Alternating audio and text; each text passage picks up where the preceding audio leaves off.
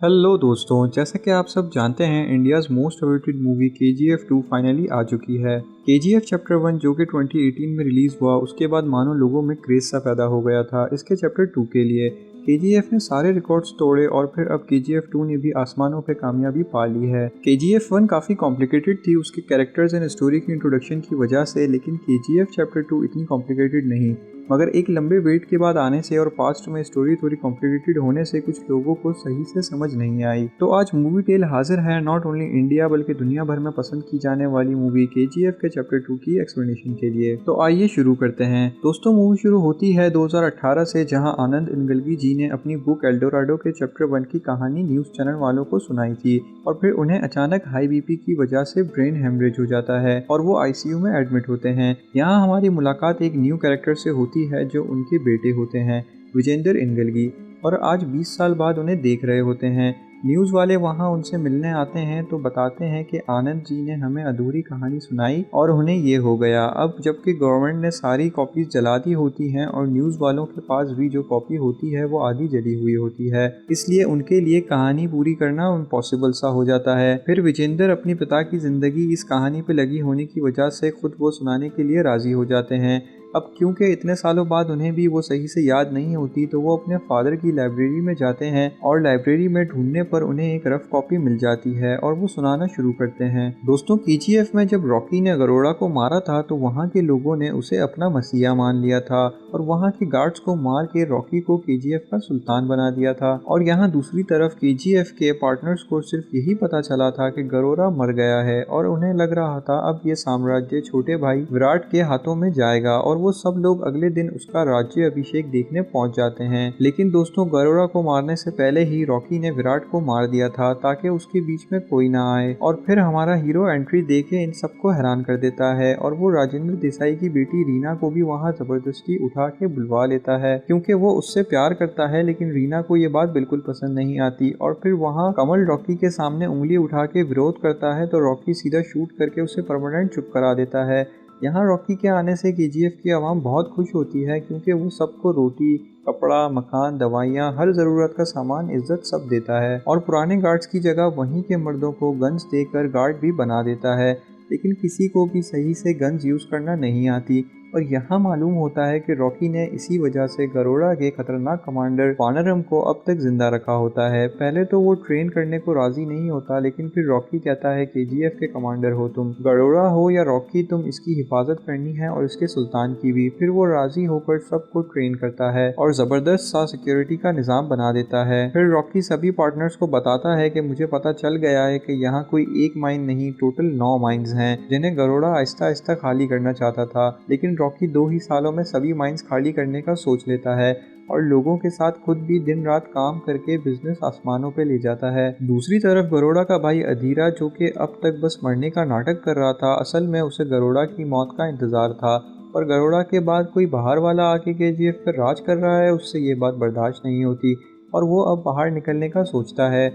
और एक रात KGF के बॉर्डर पे अपनी सेना के साथ अचानक आके वहीं के सभी गार्ड्स को बुरी तरह मार देता है और इसी बात का फायदा उठा के एंड्रयूज रॉकी को मरवाने के लिए एक प्लान बनाता है। इसमें वो राजेंद्र देसाई को मार देता है ताकि रीना ये सुन के KGF से बाहर आए और रॉकी भी उसके पीछे बाहर आए और अधीरा उसे मार दे। दोस्तों, ऐसा ही होता है। रॉकी रीना के पीछे जाता है, उसे कुछ गुंडे पकड़ लेते हैं और गुंडों का पीछा करता रॉकी अधीरा तक पहुंच जाता है। उसे जैसे ही पता चलता है ये एक चाल थी, अधीरा उसे गोली मार देता है, लेकिन वो उसे पूरी तरह नहीं मारता क्योंकि वो चाहता है लोगों में फिर से अधीरा का खौफ फैले और रॉकी का भरोसा टूटे। फिर रीना के साथ रॉकी KGF आ जाता है और अधीरा वहीं KGF के बॉर्डर के पास अपना बसेरा बना लेता है और अब ना वो किसी को KGF के अंदर आने देता है ना माल बाहर जाने देता है, जिससे बिजनेस रुक जाता है। और दूसरी तरफ बॉम्बे में रॉकी का पुराना बॉस शेट्टी अपनी पावर बढ़ाने के लिए दुबई के इनायत खलील के साथ हाथ मिला लेता है और रॉकी के सभी पार्टनर्स को मार वेस्ट कोस्ट पे कब्जा कर लेता है और इसी दौरान काफी MLAs गुरु पांडियन की सरकार गिराने में लगे होते हैं क्योंकि वो प्राइम मिनिस्टर होता है और उसी की वजह से KGF पे कोई एक्शन नहीं ले सकता होता। फिर होश में आते ही रॉकी रीना के साथ सोना लेकर हेलीकॉप्टर में दुबई निकल जाता है इनायत खलील से बिजनेस डील करने।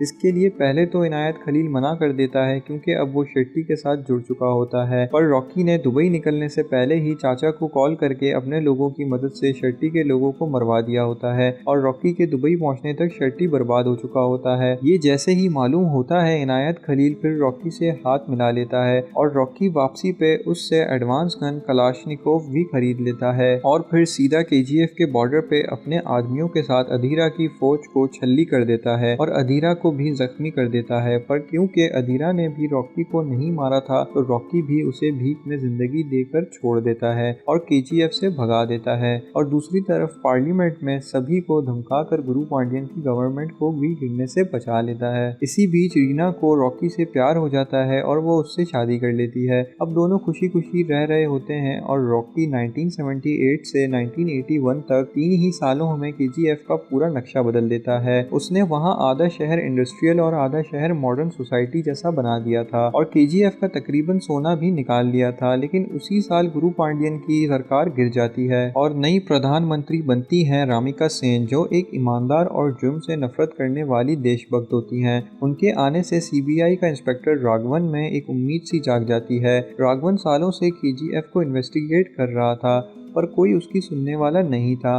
अब वो रामिका सेन से रॉकी और केजीएफ की कहानी के बारे में बात करता है और रामिका सेन उसे फोर्स के साथ पूरे देश में रॉकी के कारखानों पर छापा मारने को बोलती है। लेकिन रॉकी तक ये खबर पहुंचना कोई बड़ी बात नहीं थी और उन्हें इतने छापों के बाद भी कुछ हाथ नहीं लगता सिवाय बेंगलोर के एक वेयरहाउस से एक सोने के टुकड़े के।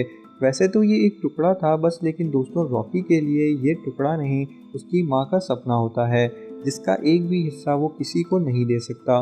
और उसे लेने खुद बेंगलोर के एक पुलिस स्टेशन आ जाता है और उसे देखते ही सबकी हालत टाइट हो जाती है और फिर वो उस पूरे स्टेशन को मशीन गन बिग मामा से शूट करके खस्ता कर देता है। इसी दौरान हम देखते हैं आनंद इनगलगी नामी एक शख्स जिसने आगे जाके एल्डोराडो बुक लिखी, जो कि उस टाइम रिपोर्टर होता है और केजीएफ और रॉकी के बारे में जानने के लिए केजीएफ के मजदूरों में शामिल हो जाता है। पकड़े जाने पे रॉकी उसे मारता नहीं है और उसकी ईमानदारी और सच्चाई की वजह से उसे अपने साथ बायोग्राफी लिखने के लिए रख लेता है। इसी वजह से वो रॉकी को जानता है कि वो सिर्फ एक क्रिमिनल नहीं, एक अच्छा इंसान भी है। दूसरी तरफ राघवन को रॉकी के काले धंधों और उनके पैसों की मनी लॉन्ड्रिंग की फाइल मिल जाती है और रामिका सेन को दे देता है। वो उसे अरेस्ट करने का सोचती ही है कि रॉकी ये खबर सुनकर खुद रामिका सेन की ऑफिस पहुंच जाता है और अपने सारे इलीगल धंधे की फाइल देकर उसे अरेस्ट करने को बोलता है। लेकिन वो ऐसा नहीं कर पाती क्योंकि उस फाइल में रॉकी के साथ उसके पैसे पार्लियामेंट के हर बंदे को जाते हैं और वो मजबूर होकर हार जाती है। लेकिन अब और गुस्से की आग में रॉकी को हराने की कसम खा लेती है। अब रॉकी एक अलग ही फैसला करता है सोना बाहर ना बेचने का, पर माइनिंग चालू रख के सारा सोना अपने ही पास जमा कर रहा होता है, जिससे ब्लैक मार्केट में हलचल मच जाती है और सब लोग रॉकी के दुश्मन बनने लगते हैं। और रॉकी को रामिका सेन का डर नहीं था। वो ऐसा क्यों कर रहा था? जब उसके करीबी लोगों ने पूछा तो उसने बताया कि उसकी माँ एक गरीब थी और उसका बाप एक शराबी जिसने उसका कभी ख्याल नहीं रखा और वो अकेली उसे छोड़कर मुझे पालने लगी और छोटी ही उम्र में इतनी मुश्किलात सहकर बीमारी से चल बसी, लेकिन जाने से पहले एक वादा लेकर गई कि मैं भले गरीब पैदा हुआ पर मरूंगा अमीर, सबसे ज्यादा अमीर, और गरीबों की मदद करूंगा। इसलिए वो ये सब कर रहा होता है और फिर वो अपनी माँ की कब्र कर्नाटका से केजीएफ ले आता है और अपने पिता को भी लाकर उस कब्र की देखभाल में लगा देता है। दूसरी तरफ अधीरा अपनी हार से अब भी गुस्सा था और इतने टाइम से रॉकी को मारने की ताक में था कि इतने में एक दिन एंड्रयूज उसके पास आता है और रॉकी को मारने के लिए खुफिया रास्ता बताता है जो जमीन से होकर एक माइन में निकलता है जो केजीएफ में है। और इसी दौरान धंधा रोकने की वजह से इनायत खलील भी रॉकी को मारना चाहता है और वो तोहफे में अपने कुछ आदमी और हथियार अधीरा को भेज देता है। फिर ये सब केजीएफ की तरफ बढ़ते हैं। दूसरी तरफ रॉकी केजीएफ में काम ही देख रहा होता है कि रीना वहां आके उसे अपने प्रेग्नेंट होने की खबर देती है, लेकिन ये खुशी ज्यादा देर नहीं ठहर पाती और अधीरा दूर से रीना को गोली मार के उसकी जान ले लेता है। फिर वहां एक जंग का समा बन जाता है और रॉकी एंड में अधीरा को मार डालता है, लेकिन रॉकी को ये समझ नहीं आता कि ये लोग यहाँ घुसे कैसे। फिर पता चलने पर वो समझ जाता है कि इस साजिश में किसका हाथ है। वो जानता है कि उसे मारने से केजीएफ, रॉकी, ये साम्राज्य सब कुछ डूब सकता है, लेकिन रीना को मार के अब उसकी दुनिया वैसे ही बंजर कर दी होती है उन लोगों ने।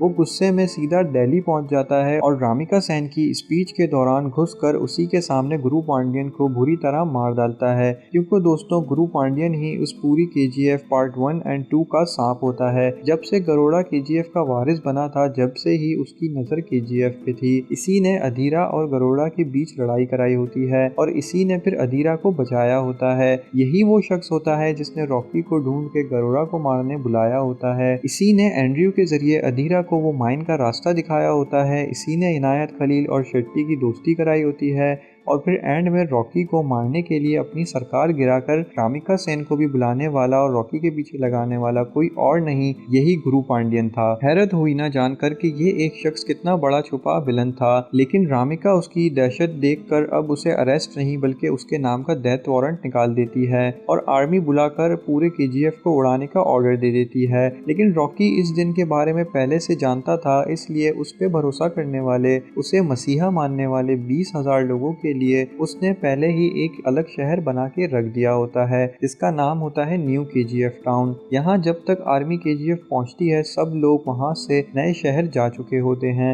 और आर्मी को ना वहाँ रॉकी मिलता है ना सोना, क्योंकि रॉकी सभी सोना लेकर समंदर में एक बड़ी सी बोट में अकेला निकल जाता है। कुछ सोना उसने अपने लोगों को दे दिया होता है और फिर अपने समंदर में होने का पता नेवी को खुद देता है, क्योंकि उसकी माँ ने कहा था रॉकी मरेगा भी तो सुल्तान की मौत खुद की मर्जी से, और वो अपना सोना किसी को नहीं देना चाहता। आप जानते हैं क्योंकि वो उसकी माँ का है, इसलिए जानबूझकर नेवी वालों को मिसाइल से शूट करने पे मजबूर कर देता है और रामिका सेन भी फिर रॉकी और बोट दोनों को उड़ाने का ऑर्डर दे देती है। यहाँ एक तरफ केजीएफ तबाह होता है और एक तरफ रॉकी और उसकी शिप। रॉकी अपने सोने के साथ समंदर में डूब जाता है, लेकिन दोस्तों रॉकी था, उसकी माँ का वादा देखें आप कि वो समंदर में इसलिए डूबा और इतना आगे आके डूबा कि वहाँ इतना गहरा पानी है कि कभी कोई जाके वहाँ से सोना नहीं निकाल सकेगा। और दोस्तों मरने के बाद भी रॉकी अपना सोना कैसे दे सकता था? वो रॉकी जो एक टुकड़े के लिए पुलिस स्टेशन में घुस के पूरा पुलिस स्टेशन उड़ा दे, वो अपना सोना किसी को कैसे दे सकता है? फिर हम देखते हैं आनंद इनगलगी रॉकी की ज़िंदगी पे एक बुक एल्डोराडो लिखने का फैसला करता है, लेकिन क्योंकि रामिका सेन ने नोटिस जारी कर दिया था कि रॉकी के बारे में इतिहास में कोई जिक्र नहीं रहना चाहिए, तो बाद में बुक पब्लिश होने पर गवर्नमेंट सभी कॉपीज जला देती है। फिर मूवी के पोस्ट क्रेडिट सीन में हम देखते हैं 3 महीने पहले यूएस का CIA ऑफिसर रॉकी की फाइल लेकर रामिका सेन के पास आया होता है कि उसने 1978 से 1981 तक दुनिया भर में बहुत क्राइम्स किए हैं, स्पेशली यूएस में। फिर वो रॉकी की मौत के बाद वो फाइल पढ़ना शुरू करती है। फिर नेक्स्ट हम देखते हैं 2018 का सीन, जहां विजेंदर इनगलगी कहानी सुनाने के बाद सभी के साथ लाइब्रेरी से चले जाते हैं और वहां फिर न्यूज़ चैनल के प्यून को एल्डोराडो के चैप्टर 3 की कॉपी नजर आती है और मूवी एंड हो जाती है। अब हो सकता है रॉकी समंदर में किसी तरह बच गया हो या उसके इंटरनेशनल क्राइम पे पार्ट 3 आए।